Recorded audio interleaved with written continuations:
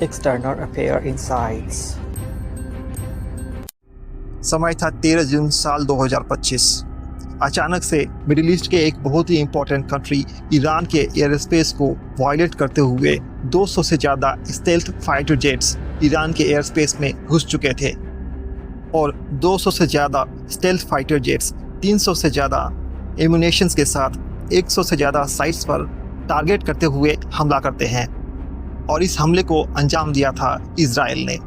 अचानक से इजराइल द्वारा किए गए इस हमले ने ईरान को एक बहुत ही बड़ी समस्या में डाल दिया था। इजराइल द्वारा किए गए इस हमले में ईरान के कई इंपॉर्टेंट न्यूक्लियर साइट्स को काफ़ी बुरी तरीके से क्षतिग्रस्त किया गया था और यहाँ तक कि ईरान के एयर डिफेंस सिस्टम यानी कि वायु रक्षा प्रणाली को भी बुरी तरीके से क्षतिग्रस्त कर दिया था। हालांकि अपने ऊपर हुए इस प्रकार के बड़े हमले के बावजूद ईरान ने इसका काफ़ी स्ट्रॉन्ग रिटेलिएशन किया। ईरान ने इजराइल द्वारा किए गए इस हमले के रिटेलिएशन में एक बहुत बड़े मिसाइलों का वर्षा इजराइल को ऊपर करना शुरू कर दिया और इजराइल को ऊपर हो रहे लगातार मिसाइलों के वर्षा ने इजराइल के कभी ना छूटने वाला Iron Dome missile defence system को भी लाचार कर दिया और एक समय में आकर के इजराइल का आयरन डोम भी काम करना बंद कर दिया और ईरान के मिसाइलें अब इजराइल के अलग अलग ठिकानों को अपना निशाना बना रही थी। यहाँ तक कि ईरान ने इजराइल के मोसाद के हेडक्वार्टर को भी निशाना बनाया। हालांकि इन सब के बावजूद ईरान को इस युद्ध में एक बहुत बड़ी समस्या का सामना करना पड़ रहा था और इसीलिए इस समस्याओं से बचने के लिए ईरान ने अपने कुछ एलाइज जैसे कि रशिया और चाइना से कुछ मदद भी मांगा था। विशेष तौर पर ईरान ने रशिया और चाइना जैसे देशों से एयर डिफेंस सिस्टम की मांग करी थी और उसे ये उम्मीद था कि इन देशों से उसे सहायता जरूर मिलेगी। और ईरान द्वारा किए गए इन सभी कोशिशों के बाद रूस ने इजराइल द्वारा किए गए हमलों की कड़ी निंदा भी की, लेकिन रूस द्वारा ईरान का किया जाने वाला मदद मात्र बयानबाजी तक ही सीमित था और कुछ यही हाल चाइना का भी था। चाइना ने भी केवल बयानबाजियां ही की और उसने इजराइल द्वारा किए गए हमले की कड़ी निंदा ही की, लेकिन इन सभी देशों से ना ही कोई मिसाइल, ना कोई ड्रोन और ना ही कोई फाइटर जेट्स मदद करने के लिए ईरान आए। ऐसे में ये साफ था कि ईरान को एक बहुत बड़ा धोखा इन सभी देशों से मिला था और प्रश्न यह उठ रहा था कि इतने वर्षों से जो पश्चिमी मीडिया जिस so called axis of resistance की बात कर रही थी, आखिर ये एक्सिस ऑफ रेसिस्टेंस गया कहाँ?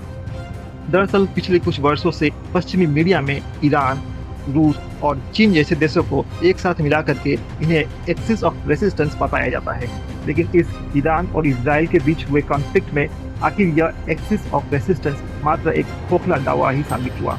ऐसे में प्रश्न यह भी उठता है कि आखिर रूस और चीन जैसे देशों ने ईरान को इतने बड़े संकट के समय में मदद क्यों नहीं की और उनके द्वारा ईरान का मदद न करने के क्या कारण थे।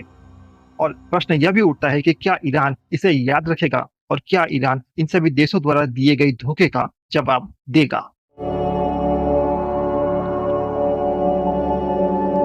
नमस्कार दोस्तों, आप देख रहे हैं एक्सटर्नल अफेयर इनसाइट, जहां पर देश और दुनिया में होने वाले अलग अलग जियोपॉलिटिकल इंसिडेंट्स का एक विश्लेषण करके आपके सामने प्रस्तुत किया जाता है। यहाँ पर आने वाली वीडियोस आपके एग्जाम प्रिपरेशंस और साथ ही साथ जियोपॉलिटिक्स जैसे विषय पर आपकी नॉलेज को एनहांस करने में भी मददगार हो सकती है। तो चैनल पर यदि आप नए हैं तो इसे सब्सक्राइब जरूर करें ताकि यहाँ आने वाली सभी लेटेस्ट वीडियोस आप तक सबसे पहले पहुँच सके। तो आइए फोकस करते हैं आज के इस टॉपिक पर। आज के समय का रूस, जो कभी सोवियत यूनियन हुआ करता था, एक समय वो काफी रिलायबल पार्टनर माना जाता था। यहाँ तक कि यदि भारत के दृष्टिकोण से भी देखें तो सन 71 की लड़ाई में रूस ने भारत की काफी खुलकर मदद भी की थी और इसीलिए उसे एक रिलायबल पार्टनर के तौर पर देखा जा रहा था।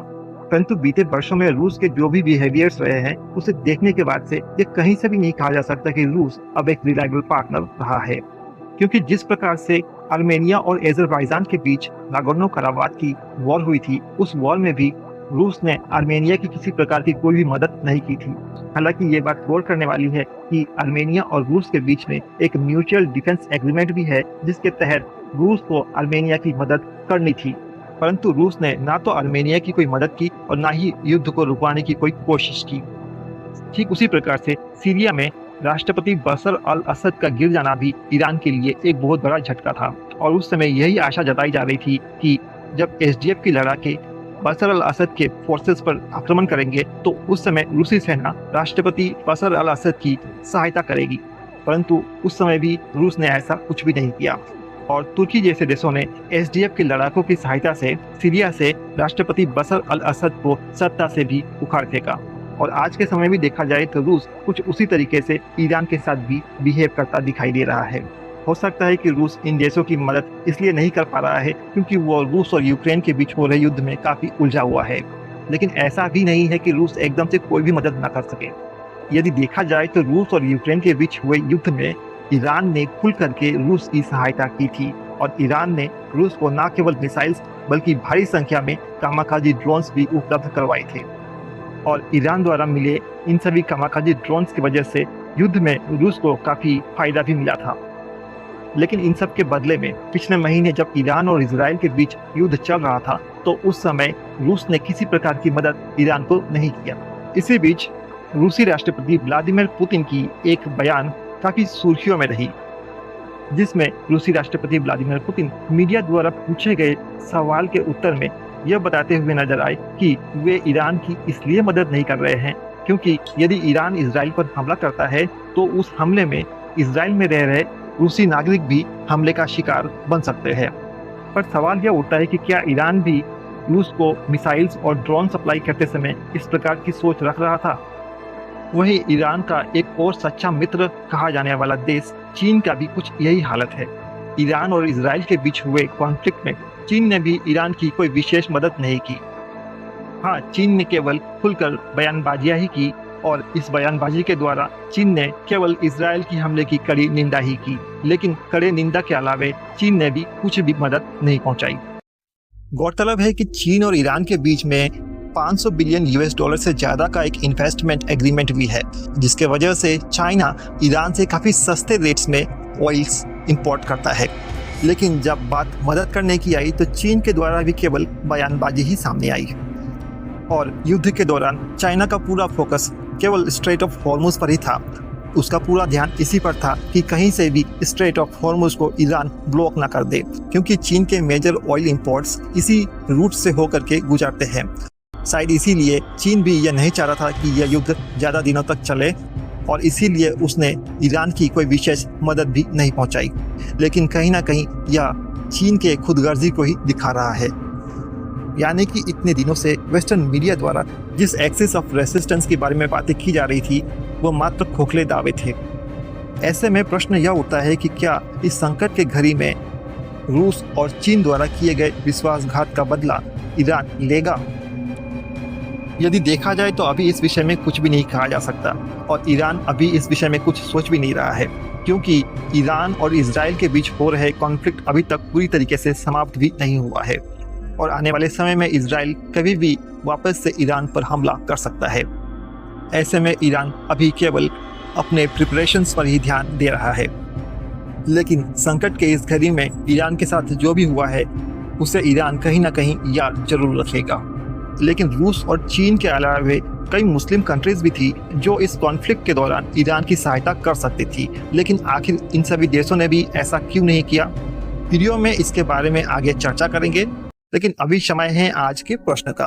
तो आज का प्रश्न है कि इस्लामिक वर्ल्ड में या फिर गल्फ रीजन में नेटो जैसी कोई भी एक मिलिट्री संगठन के ना बनने का क्या कारण है, और इस अंचल में सभी देशों के बीच आपस में हो रहे कॉन्फ्लिक्ट के लिए यूएसए की क्या भूमिका रही है? विस्तार से समझाते हुए 150 शब्द में इसका उत्तर लिखें। तो आशा करते हैं कि आप इस प्रश्न को सही प्रकार से समझ करके लिख पाएंगे। तो पिछले महीने ईरान और इजराइल के बीच हुए इस कॉन्फ्लिक्ट के दौरान ईरान को न केवल रूस और चीन जैसे देशों से धोखा मिला, बल्कि ईरान को अपने ही आसपास के कई मुस्लिम कंट्रीज ने भी धोखा ही दिया, चाहे वो जॉर्डन हो या गल्फ के दूसरे देश हो और यहाँ तक कि पाकिस्तान हो। पाकिस्तान ने तो नीचता की सारी हदें ही पार कर दी। जिस प्रकार की नीचता पाकिस्तान भारत के साथ करता है, कुछ उसी प्रकार की नीचता उसने ईरान के साथ भी किया, क्योंकि कई मीडिया रिपोर्ट्स में इस बात के दावे किए गए कि पाकिस्तान ने ईरान के कई खुफिया जानकारियों को यूएसए को पहुंचाया था और इन्हीं जानकारियों के आधार पर यूएसए और इजराइल ने ईरान पर इस प्रकार से हमले कर पाए थे। यानी कि साफ है कि इस कॉन्फ्लिक्ट के दौरान ईरान अकेला ही इजराइल के साथ जूझ रहा था। लेकिन हम यह कहीं से भी नहीं कह सकते हैं कि ईरान और इजराइल के बीच हुआ यह कॉन्फ्लिक्ट एक तरफा था, क्योंकि ईरान द्वारा किए गए मिसाइलों की वर्षा ने इजराइल को काफ़ी हद तक नुकसान पहुंचाया और ईरान ने न केवल इजराइल बल्कि दुनिया की सबसे बड़ी महाशक्ति कहा जाने वाला अमेरिका को भी निशाना बनाते हुए उसके मिलिट्री बेसिस को भी टारगेट किया। हालांकि कई रिपोर्ट्स में इस बात की दावे किए गए कि यह पहले से ही ईरान और अमेरिका के बीच में एक मैच फिक्सिंग था, लेकिन फिर भी अगर हम देखें तो अमेरिका यूं ही तो किसी के साथ मैच फिक्सिंग करेगा नहीं। कहीं ना कहीं अमेरिका को भी ईरान की ताकत का अंदाजा लग चुका था और शायद इसीलिए उसने ईरान के साथ इस प्रकार से कोई मैच फिक्सिंग किया भी होगा। हालांकि ईरान और इजराइल के बीच हुआ यह कॉन्फ्लिक्ट अभी भी समाप्त नहीं हुआ है और आगे कभी भी यह वापस से शुरू हो सकता है। बाकी आपको क्या लगता है कि क्या ईरान अपने साथ हुए इस प्रकार के धोखे का बदला लेना चाहिए? आप अपने विचार कमेंट बॉक्स में जरूर बताएं। हम जानना चाहेंगे कि आप इस विषय में क्या सोचते हैं और आप सभी के विचार हमारे लिए काफ़ी अहमियत भी रखते हैं। तो आशा करते हैं कि आपको हमारा यह विश्लेषण पसंद आया होगा। यदि आपको हमारे ये विश्लेषण पसंद आते हैं तो आप हमारे चैनल को सब्सक्राइब जरूर करें और हमारे वीडियोस को लाइक और शेयर भी करें ताकि हमारे वीडियोस के रीच को बढ़ने में थोड़ी मदद मिल सके। आज के इस वीडियो में इतना ही। हमारे साथ अंत तक जुड़ने के लिए बहुत बहुत धन्यवाद। जय हिंद, जय भारत।